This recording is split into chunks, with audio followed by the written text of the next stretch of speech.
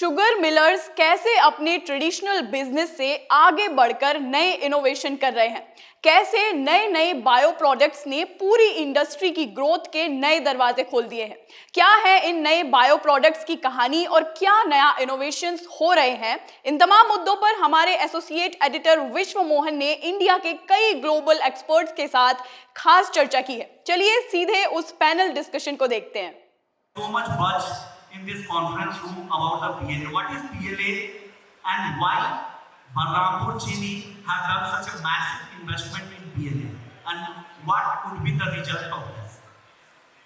So, first of all, thank you for having me and for the introduction. When we look at the bigger picture, we can, in the long term, decarbonize energy production, which means we can go to fossil-based, we can go to solar power, we can go to wind power. This is all possible, but we cannot take the carbon out of our materials. And PLA is the first step in this direction. So basically what we do is we take sugar, ferment it to lactic acid. That's an incredibly efficient process because you cut basically the sugar molecule into half. Then we have lactic acid, and this lactic acid, we first take the water out, then you get the lactic acid timer, and then you basically polymerize it to PLA. What you get is, you get a bio-based polymer, a bio-based plastic, which is then industrially compostable. And that's one of the loops of circularity.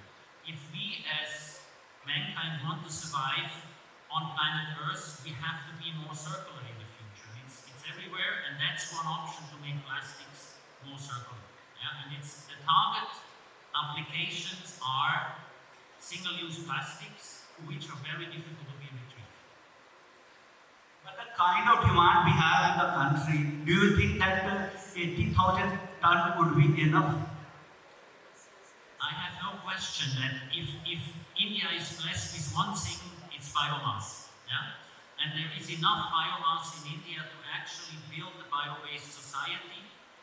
When we look at that, we now start with 80,000 tons, which is a lot when you think about it, but it's very little when you look at the growth of plastics which will happen in India. India is still at 18-20 kilograms of plastic per year. When we look at China and Europe, then we are at 3-4 times more. So when we look there, we are at 60-65 kilogram plastic per person per year. And China is, the US is over 100. So in India, there's a lot of growth, and we can scale this in the future. So we start now with 80,000 tons because this is the norm. This is what the global standard. Our global competitors have the same. We are the first one in India. But later on, we can build this bigger. It's scalable. You must have researched something because being a company, you are doing such kind of investment. Then, what are the biggest hurdles, barriers you are seeing in this market in PLA? Cost-wise or adoption of this new product? I think the biggest hurdle is with 80,000 tons, you cannot really compete with 900,000 tons polyolefin plant. So initially, your product is more expensive. And the biggest hurdle is actually enforcement of the law. In India has wonderful laws, but they're not always enforced as they should be enforced. There is a single-use plastic law which says that sticks, for example, straw sticks, should be made compostable. Well, we find them everywhere not compostable. There is a law, single-use plastic again, which says all cutlery should be made compostable. You find a lot of non-compostable. If that would be enforced, no problem. Let's see what will happen in future. Mr. Francisco, what kind of investment you are seeing in global market and which bioproducts are attracting more investment? Are you referring to what markets we are looking at? Yeah, I'm talking about the investment side. Which bioproducts are attracting more investment? Yes. So when it comes to PLA, for example, we have different products, different markets. You know, for example, we have in Europe, we have the ban of single-use plastic made of fossil-based. So that is one big driver that we see in the market currently. And we know also in the US we are taking steps into that's the direction. So we see these products like, this single-base plastic is one of the main products that is actually used for PLA. Mr. Mohan, if you had to pick one product, your ethanol out of all these bioproducts, which one is going to perform in coming years and in the next 4 5 years? I represent Lab and we are a biotechnology company. So our core focus is on developing yeast, enzymes and bacteria. One trend what we see is bio-based acetone made from fermentation. So that's what we introduced in the US market to make acetone from the same feedstock. What lesson we should get from the ethanol success story, because we are overwhelmed with ethanol. In last 1 decade, we have only talked about ethanol and ethanol. So there are so many other products are also coming in. So that same story could be repeated in for the other products. Yes, this is basically portfolio diversification. For example, like currently in India, we have surplus capacity. So if we can make a value-added co-product along with ethanol, that's a big revenue generation for the producers.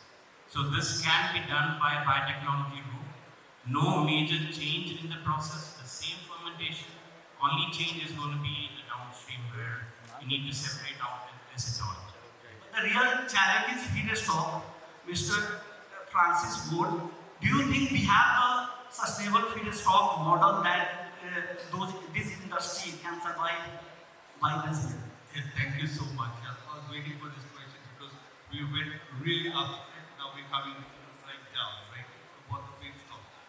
And over the last day, a lot of speakers have spoken about, and I want to speak point out particularly to Mr. Deepak Talani, EG of Vishwa. EG of Vishwa. He talked about that, and others also have also said that the acreage for sugarcane is not probably not going to increase, right? With the events like El Nino, climate change, the yield will probably going to suffer as well. That means feedstock security is very important. So the reason I'm here to talk about is I'm from Advanta Seeds, and we are proposing sweet sorghum as a complementary crop to sugarcane to grow in the ratoon season. When you do the first harvest in the ratoon, you put sweet sorghum. So farmer gets additional income, right? The industry gets another feedstock. They can use the capacity for another 30 days or more, right? And the byproducts of that, the output is ethanol, of course, and then all the byproducts that we talk about. We talk about PLA, we talked about 2G ethanol. You go on to doing syrup for the food industry. Where I want to specifically talk about is what is running at scale. Maybe not scale we talked about, but in Brazil, they're doing from sugarcane ethanol, they're doing biopolyethylene. And that's about $500 million going to $1 billion industry. So when we're talking about surplus ethanol at the moment, we need to look at value-added products, right? So secure your feedstock, sugarcane complementary with sweet sorghum, have a continuous flow of feedstock, great ethanol, meet the India energy security, and also build the bioproducts that will give us huge opportunity in the export market and build foreign exchange revenue for the country. Okay. Do you also think the farmers could also generate some extra income? Absolutely. So this is what I'm saying. The sugar cane is 1 year crop. So the farmer is waiting for his payment at the end of the year, right? Now when you do the sweet sorghum as a ratoon crop in the sugar cane, he's going to get another payment within 100 days, right? And then the next payment will come from his sugar cane. So the farmer will benefit from the same land without too much inputs, without using too much water and fertilizer. He's going to get additional income from the land with sweet sorghum. What are the masses for all the sugar mills, millers who are sitting here in this conference room? Because they are all only working for 4 or 5 months here, maximum 5 to 6 months. how their underutilization could be removed and they can be maximum, they can utilize their potential. Yes, absolutely. So the land is there, the same land, right? So the sugarcane, once I've harvested the first crop, and the rattan crop, immediately after first harvest, plant sweet sorghum, right? It is high quality hybrids available with high bricks. Today at one time offering sweet sorghum hybrids which are giving between 17 to 18% bricks, right? And with good agronomy, one can look for about 30 to 40 tons per hectare of fresh biomass, which can go into the industry, right, for the producing the ethanol. So this is great income for the farmer. Mr. Stephen Arod, if next year in the same conference room, if we will meet for the discussion, then what would be the new capacity from Balrampur Bio? Well, still 80,000 tons, and we have to fill it first, and we start just up right now. But yes, it's our intention to actually build a larger plant to bring the cost down. And we're just scratching at the applications in the end. We need to think in the end for every application, for every product and its design, what is the end of life solution? How are we going to recycle it? How are we going to bring the materials largely back into the circular economy? And there is so much more that can be done. We're now talking from a processing point of view about films, film extrusion, film blowing. We just brought actually oriented PLA for the first time to India. We haven't scratched on foaming, we haven't scratched on fibers. There's so much more that can be done that needs to be done in the future. And Mr. Mohan, what kind of reaction from the industry side here? Because you are more into business side, so you must have researched something, must have some idea about their reactions. So they are ready to adopt this new technology, new products. Yes, I mean, there is no big major change if you're using these microorganisms. It's the same fermentation process, only change is a separation. So you make the value-added bio-based chemicals in the same fermentation. So each does the job of making ethanol and also, example, acetone. So both are made in the same process. The only change is going to be the distillation part. So, but the cost, what about the cost? As I said, there won't be a big capex. Only capex investment will be in the distillation part to separate out these value-added chemicals. Mr. Mohan, I'm going to talk about India is well competitive market, so it has the potential to become a global export hub. Yes, I think clearly there is a strong potential. I believe that there is a strong pull from the market, from different reasons. Of course, one is environmental, obviously, but also now, due to the geopolitical situation, we see the shift in terms of dynamics, So, in general, I can see that I believe that there is a strong potential in the market. There are different drivers in the market. Of course, there are also uncertainties. The cost, of course, is one uncertainty, but there are always challenges that when we talk about new technologies, for example, right? So, in general, I remain very optimistic that there is a strong potential. So, we need to think in that. Which product would generate more revenues for all these refineries? So IBA, PLA, or CBG, DDGS? Difficult question. Because there are different products with different applications, obviously. Now, PLA, it is a very good candidate, in my opinion. I also see isobutanol coming up soon, and that I'm looking at the process to convert, alcohol to jet. So that is also an avenue that I think is worth exploring, but is not fully fully developed yet. So, yeah, let's see. Same question to Mr. Mohan. What do you think? Which product would generate more revenues for the industry? Definitely PLA is one, which I think can be a key revenue. What is the focus for to remove the single-use plastic from the economy? Is it possible for India to remove at such a large scale because we have very less capacity to produce PLA? I will pass on this to him because they are the one who's already been working on. How many decades it will take to remove single-use plastic from the country? So your question is how to do that, or how many?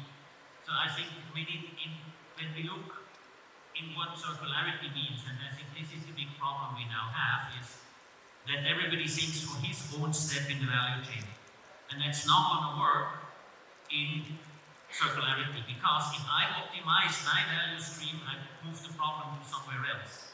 So when you look at single-use plastics, some of them can be avoided. But the question is, at what inconvenience in the end for the consumer? So you can mandate that there are no more single-use cups. That would mean that everybody has to have his own mug when I go somewhere to get my coffee or whatever. And I have to wash it, which means I need soap, or I have to need water. So in the end, the question would that even be more environmentally friendly? So there are questions there which we need to answer as a society. But that's the end of life question. The beginning question is, and that's why PLA is great, it's the question, where does the carbon come from? And if you want to have a bio-based society, we want to be carbon neutral by 2070 for every ton of fossil-based material, whether it is coal, it is gas, or it is oil, we need to put 3 tons of CO2 on the ground. It's that simple.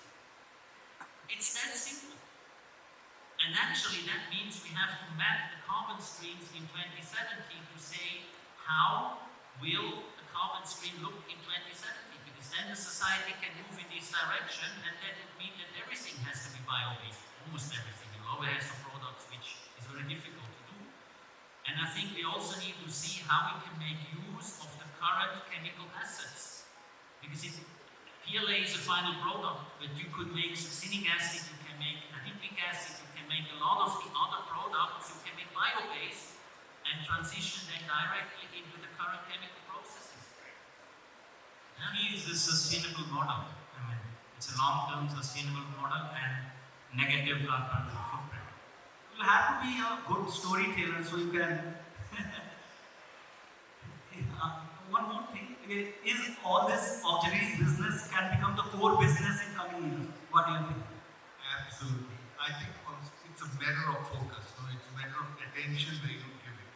If you say, oh, this is my byproduct and I don't give too much attention, you will also monetize it like that. So giving it a focus. So first, I think we know going step by step in terms of sustainable products. Today, already the sugarcane industry is going into compressed biogas in the press one. But you could also use the bagasse to go to compressed biogas. But bagasse is today burned for energy. But you could get energy from solar or other sources, right? So you could monetize the bagasse in a better way, get better value. You could also get bagasse as lignocellulosic material to create ethanol, which will go for sustainable aviation fuel by A to J, right? So that is immediate benefits that you can capture. The third is what I was telling you about sweet sorghum being in a raccoon crop. This will give the life cycle assessment of this crop to bring it very low, which means you could use this directly for 2G ethanol into SAF. So these are easy, low-hanging fruits for the industry to capture. And this is high value. And this would mean that we could also export. We were talking yesterday that India is a big exporter of jet fuel. Now we could send blended fuel, sustainable aviation fuel, when we produce it to the European market, for example. It's a ready market waiting for us to tap into. And then you build up the other value chain. PLA, I believe, it will take time. It's exciting opportunity, but it will take time to get there. But to build up the whole ecosystem today, we have to start by getting these low-hanging fruits, low capital-intensive projects, and build up on this, right? And use the current capacity that we have, right? The capacity is a challenge today. Not too much of ethanol. Our E20 is not absorbing all the ethanol the industry can bring. So what are the value-added products we can do with the existing infrastructure? What is the immediate short-term goal for the country and for the companies? What product you are seeing the more opportunistic side? Because I don't want to ask the same question to Mr. Stephen. He will definitely choose PLA. Yeah. Do you think other side also like IBA, CPG, DDGS, other products are also they have a good opportunity? Absolutely, sir. Again, I talk about CPG because this is where the country is ramping up the capacity and the volume. Nitin Gadkari was earlier on speaking and he said 920 plants are up and running today. Okay, this is still a short 10% or 20 of what is required. 5,000 plants is what the government wants to have. So the feedstock to this, all the waste itself is not enough. You need an industrial supply chain. So press mud is already is part of it. Going can also bagasse. So this is the first scale up one can do. Second, can we have a second line in the same plant to convert that bagasse into 2G ethanol? That can also get a higher value realization. Right? I think these are the two very quick value capture. And third one is what I talked about is helping the farmer get more income by planting sweet sorghum as a racun crop. Farmer gets additional income and the industry gets additional feedstock to do this whole value chain. And because sweet sorghum will have much lower footprint in terms of carbon density, you could use that also to build bioproducts and get better value. What do you think about the contract farming, crop traceability? These things can also make a sustainable value. Absolutely. Contract farming is a very exciting topic, but it's a very difficult topic because of the whole structure of agriculture that we have in India. Small scale land holding, bringing together farmers and using the land to do mass. Acceptance level is very low. Acceptance level is very low among the farmers. Exactly the point. Now we are making some progress through the FPO organization, the farmer producer organization, bringing farmers together. So you can put up a scheme there, put up a crop, do mechanization, planting, harvesting, and bringing efficiencies on the ground. Mr. Montecchio, I would like to ask one thing because you are into sales side. You know the nerves and the expectations of all the buyers, customers, the end users. So, what's your message for all the biorefineries who are sitting here? Yes, what's our message? Actually, this is a good question. You can pass on whatever feedback you are getting from the customers because you might be meeting them and taking the feedback.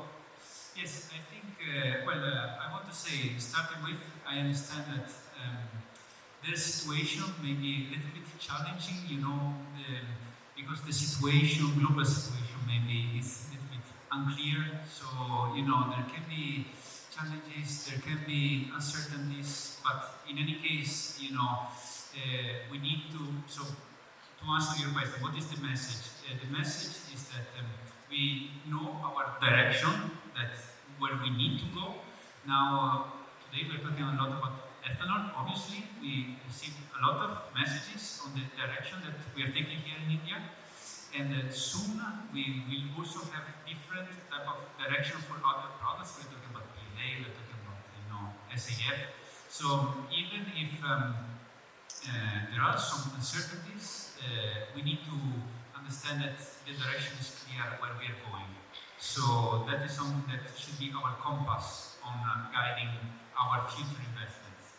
And then of course, from our side, from Alfa Laval in this case, you can count that you have a network of different companies with different skill sets that can, contribute in the scale up of new technologies or developing new processes. So that's how we see the dynamics. What's your feedback? Because you have also might be visiting to many customers and end users, industries. What are the feedback from those clients to all the industry people, biorefineries? See, ethanol is going to be the main product, key product for now. But Beyond definitely, ethanol, I'm talking about the beyond ethanol, all these products. yeah, but definitely because of the surplus capacity, as I said before, diversification is going to be the key for and the value-added product what the industry should bring in is going to be the key for the future. And definitely the biotechnology route is one that can help the industry in diversifying, especially producing these bio-based sustainable chemicals. Do you have any estimates by 2030? What will be the total market size of all these bioproducts? Like, Roughly estimate any ballpark figure we could also. I don't have a ballpark number, but definitely in countries like US, where they reached they got 200 ethanol plants. So now they have started diversifying it by making different other byproducts. So yeah. And which one product all these refineries should focus more on, because which can generate more revenue? The same question repeated, but you can dive them.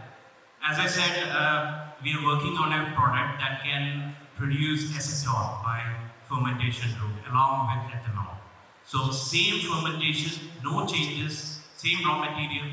It produces both ethanol and acetone. So it's a value addition, it's a diversification for the producers. So it's a great technology what brings it. Mr. Stephen, what are the challenges you might be facing as a PLA producer, and how would you tackle it in the next 3-4 years? How would you navigate through all this? I think there are several challenges, as already said, from a market point of view. It's the first plant in India, so technically it will take some time until we really adjust, a couple of months until it's running. And then it's a lot about making it more efficient. So we are now at 1.7 kilogram of sugar. We can go down to 1.5, but you only can do that once you actually operate the plant. And then, of course, it's building the whole ecosystem around it, together with brand owners to create a pool for the applications. We have our own composting plant. We are starting our own biogas plant to look at end of life. And then it's going into different molecules in the future to enhance the PLA. Being a representative of Balrampur Chini Mills, it's an associate company of Balrampur Chini Mills. So you have that deep pockets, you can do that kind of investment. But for the new entrants, what are the barriers for the new companies who would like to start the PLA plants and in those kind of bioproducts plant they are going to build? Well, I think in the future the hurdles will only increase because the plants will only get bigger in that sense. So the question is, if you want to start a bio-based economy, where can you do it with a relatively modest investment? But it doesn't need to be PLA in the end, so that will be a big market. There are other molecules which can go into the bio-based plastics in the future, or what you said, if you can have acetone, which is used very widely. Not studied that, by the way, we need to talk. Then this is another entrance, but you have to start somewhere, and that's a risk always. What's your message for all the industry? Because you are in the core area, you are like a root of the entire value chain. Last question. Thank you so much. I really appreciate it. I'll address what you asked before. What is the value of bioproducts? It's a government of India number. It's a planning number. It's $300 billion. It's a planning that the government wants to create an ecosystem that we can capture value of $300 billion. I did pick up that. I was thinking about it. I don't remember the date, but one can quickly find out. It is there in the public domain. Asking about the date by 4-5 in next 4-5 decade, let's say. That's what I would say. So the only thing I want to add by the final message to all my friends and colleagues here from the sugar industry, please consider doing sweet sorghum along with sugar cane in the ratoon crop, as the initial low-hanging fruit, we can do about half a 500 million liters of ethanol coming out of sweet sorghum, right? As an additional income for the farmer, an additional feedstock for the ethanol industry from the distillery point of view. Thank you. On this note, I'm going to thank you to all of you. Thank you so much for taking your time out. Thank you. Thank you. Thank you so much, everyone, for joining us today, being on stage and giving us a wonderful session. We'll take the opportunity to felicitate the entire panel. May I please welcome on stage Mr. Atul Chaturvedi to felicitate our esteemed speakers, who are very excited right now. Finally, someone took a selfie on the stage. Let's begin by felicitating our moderator, Mr. Vishwa Mohan.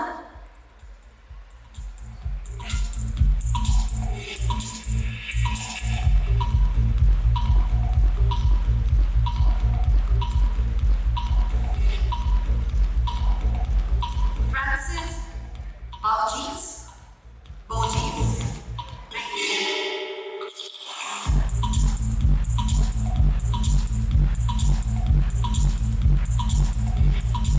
Stephen Bellot.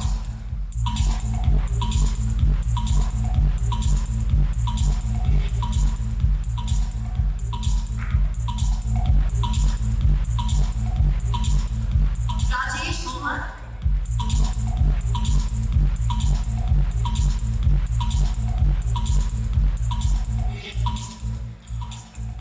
Francesco Montecchio.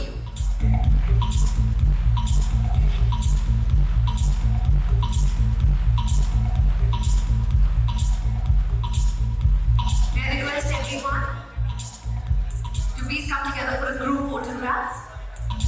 Can we have a group photograph, please?